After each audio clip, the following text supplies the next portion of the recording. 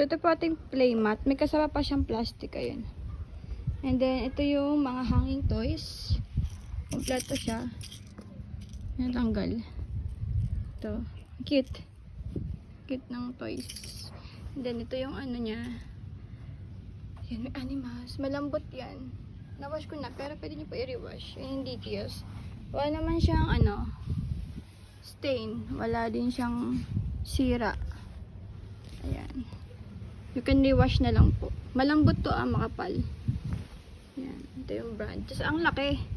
Compare sa ibang playmat. Ang laki niyan. Parang 2 years old kaya pa dito. Mahiga. And pwede nga to lagay sa crib. Yung size niya parang pang small crib. Ilagay yung sa crib, tapos lalaro si baby. Yan, may sabit. 5 yung toys niya. Ito, inaano lang to. Yan. Tapos kung i-wash nyo, kanya adumihan, hindi lang siya tanggalin. Hindi lang siya, pindot. Tanggal na. Diba? Pwede yung laruin na ganyan. Yan. Nagkita ito, meron pa pala siyang Yan. Diba? Ang cute. So cute. Yan po.